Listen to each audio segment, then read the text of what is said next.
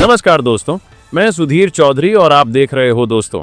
अफगानिस्तान की सूखी रेत में भारत ने जो बीज कभी बोए थे, आज वही एक विशाल वटवृक्ष बन चुके हैं। सलमा डैम से लेकर संसद भवन तक हर जगह भारत की मेहनत, उसकी सोच और उसके दिल की गर्माहट दिखाई देती है। आज हालात ऐसे हैं कि तालिबान तक भारत के एहसानों को मानने पर मजबूर है। पाकिस्तान से दूरी बनाकर अब तालिबान भारत की तरफ झुक गया है। जो प्रोजेक्ट तालिबान के आने के बाद बंद हो गए थे, अब वे फिर से तेजी से शुरू होने जा रहे हैं। देशवाल एनएसएआर के दिश को भारत ने अफगानिस्तान में लगभग $3 अरब का निवेश किया था। आज वही निवेश भारत की सबसे बड़ी कूटनीतिक ताकत बन चुका है। बिना हथियार चलाए, बिना सैनिक भेजे, भारत ने काबुल में ऐसी पकड़ बना ली है कि पूरी दुनिया हैरान है। चीन और पाकिस्तान की हालत इसलिए पतली है क्योंकि भारत ने साइलेंट डिप्लोमेसी से वो कर दिखाया है जो बंदूकों से नहीं हो सकता था। दोस्तों, मैंने कभी आपसे ये नहीं कहा कि चैनल को लाइक या सब्सक्राइब करें, क्योंकि मुझे हमेशा भरोसा रहा कि अगर बात में दम होगा तो लोग खुद जुड़ेंगे। लेकिन आज मैं पहली बार आपसे कह रहा हूं, अगर आपको लगता है कि सच्ची पत्रकारिता अब भी जिंदा है तो इस चैनल को जरूर सब्सक्राइब करें और वीडियो को अंत तक देखें। जब पूरी दुनिया अफगानिस्तान को छोड़कर भाग रही थी, तब भारत वहां डटा रहा। वह तालिबान जो कभी भारत को दुश्मन समझता था, अब उसी भारत के बनाए प्रोजेक्ट्स की रक्षा कर रहा है। सवाल यह है, आखिर ऐसा क्या हुआ कि तालिबान जो हमेशा पाकिस्तान के साथ खड़ा रहता था, अब भारत की तरफ क्यों झुक गया? इसका जवाब है भारत की चाणक्य नीति और उसका वो निवेश जाल जो अफगानिस्तान की नसों में बस चुका है। भारत ने वहां सिर्फ इमारतें नहीं बनाई, बल्कि अफगानिस्तान के दिल में अपनी जगह बनाई। संसद भवन से लेकर सड़क तक, बांध से लेकर अस्पताल तक, हर चीज भारत की मौजूदगी की गवाही देती है। ये किसी थ्रिलर फिल्म से कम नहीं कि बिना एक गोली चलाए भारत ने काबुल की सत्ता पर अपनी छाप छोड़ दी। 2021 में जब तालिबान ने काबुल पर कब्जा किया, तब सबको लगा कि भारत का अफगानिस्तान चैप्टर खत्म हो गया। लोगों ने कहा $3 अरब बर्बाद हो गए। पाकिस्तान ने जश्न मनाया और चीन ने मुस्कुराया। लेकिन वह भूल गए कि ये 2025 का भारत है। वह भारत जो शतरंज की चाल 50 साल आगे की सोचकर चलता है। जल्द ही तालिबान को एहसास हुआ कि बंदूक से देश जीता जा सकता है, लेकिन चलाया नहीं जा सकता। देश चलाने के लिए बिजली चाहिए, पानी चाहिए, सड़कें और स्कूल चाहिए, और यह सब पिछले 20 सालों से भारत ही बना रहा था। जब तालिबान ने पीछे देखा तो पाया कि उनके देश की धड़कन भारत के हाथों में है। वह संसद भवन जिसमें आज उनके नेता फैसले लेते हैं, भारत ने बनाया था। वो सलमा डैम जो हेरात की धरती को जीवन देता है, भारत ने खड़ा किया था। वो सड़कें जिन पर उनका व्यापार चलता है, भारत ने बिछाई थी। सलमा डैम अब सिर्फ एक बांध नहीं रहा, वह अफगानिस्तान की जिंदगी और भारत की मौजूदगी का प्रतीक बन चुका है। एक वक्त था जब हेरात के लोग पानी की एक बूंद को तरसते थे।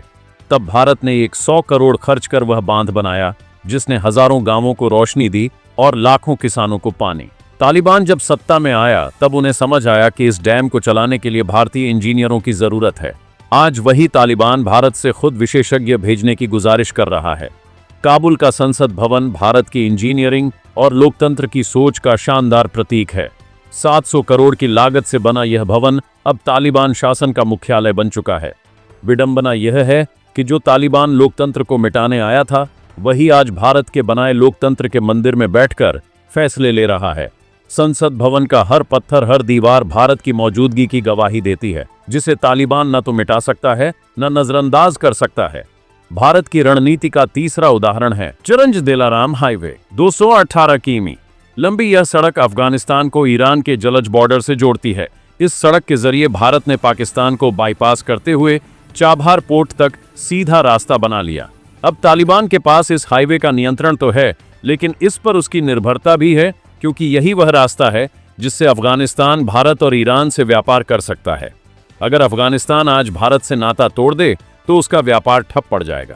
तालिबान अच्छी तरह जानता है कि भारत द्वारा बनाए गए यह रास्ते अब उसकी अर्थव्यवस्था की धड़कन बन चुके हैं।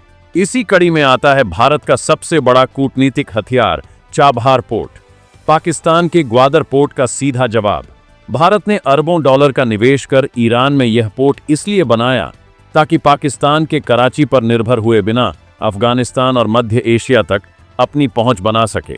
तालिबान भी अब समझ चुका है कि यह पोर्ट उसके लिए एक जीवन रेखा है। आज जब भारत से गेहूं, दवाइयां और राहत सामग्री अफगानिस्तान पहुंचती हैं, तो वे इसी चाबहार रूट से जाती हैं। यह पोर्ट भारत की साइलेंट जीत है, जो बिना किसी शोर शराबे के चीन और पाकिस्तान की सारी योजनाओं पर पानी फेर रही है। भारत का अगला मास्टर स्ट्रोक है तापी गैस पाइपलाइन।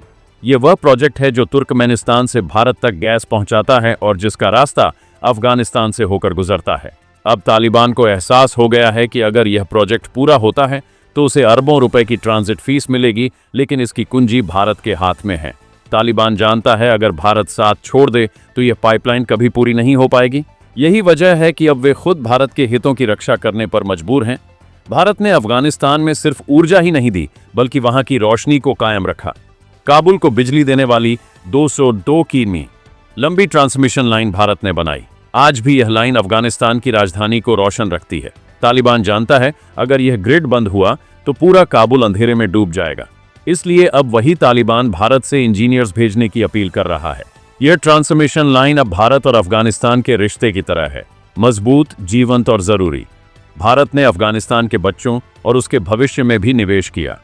काबुल का हबीबिया हाई स्कूल और इंदिरा गांधी चिल्ड्रन हॉस्पिटल आज भी भारत की सौगात है। यह संस्थान अफगान लोगों के दिलों को भारत से जोड़ते हैं। तालिबान इन्हें बंद करने की हिम्मत नहीं करता, क्योंकि यह आम जनता की भावनाओं से जुड़े हुए हैं। यही भारत की सॉफ्ट पावर है, जो किसी भी हथियार से ज्यादा असरदार है। भारत ने अफगानिस्तान के कम्युनिकेशन नेटवर्क को भी आधुनिक बनाया। टेलीफोन एक्सचेंज, फाइबर केबल और डिजिटल नेटवर्क, इनकी नींव भारत ने ही रखी। आज तालिबान उसी नेटवर्क का इस्तेमाल करके शासन चला रहा है। और आखिर में भारत के वो छोटे छोटे 500 विकास प्रोजेक्ट्स, पुल, स्कूल, हैंडपंप, सोलर पैनल, जिन्होंने अफगानिस्तान के हर गांव तक भारत की मौजूदगी का एहसास कराया। यही छोटे काम भारत को वहां के आम लोगों के दिलों में जगह दिलाने में सबसे ज्यादा कामयाब रहे। आज अफगानिस्तान की मिट्टी में अगर कोई नाम सबसे गहराई तक दर्ज है तो वह नाम है भारत। यह सिर्फ विकास की कहानी नहीं, बल्कि एक ऐसी कूटनीतिक विजय गाथा है जिसे बिना युद्ध लड़े हासिल किया गया।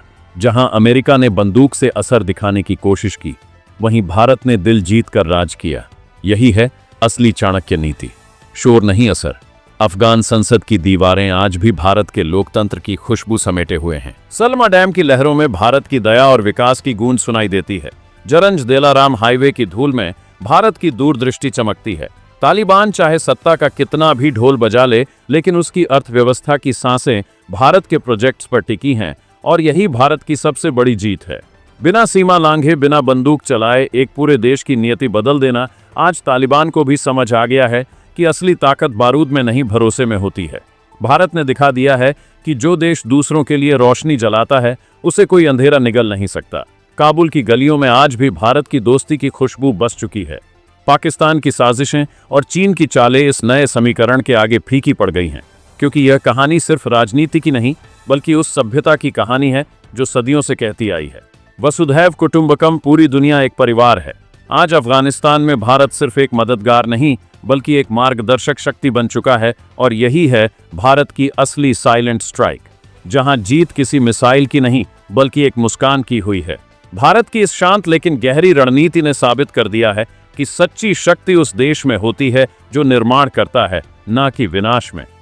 अफगानिस्तान आज भले ही राजनीतिक रूप से अस्थिर हो, लेकिन उसके विकास की हर धड़कन में भारत का योगदान मौजूद है। जब दुनिया के बड़े देश वहां सिर्फ अपने हित देखते रहे, तब भारत ने वहां के आम इंसान का दर्द समझा।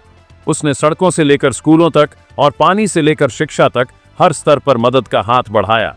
भारत ने जो काम चुपचाप किया, वह अब अंतर्राष्ट्रीय राजनीति की नई परिभाषा बन चुका है। आज अफगानिस्तान भारत को सिर्फ एक सहयोगी नहीं, बल्कि एक भरोसेमंद साथी की तरह देखता है। भारत ने यह दिखाया कि कूटनीति केवल शब्दों का खेल नहीं, बल्कि संवेदनाओं और विश्वास की डोर से जुड़ी कला है।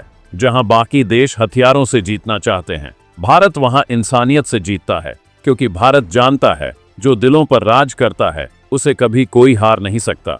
अगर आपको वीडियो पसंद आई हो तो वीडियो को लाइक करें।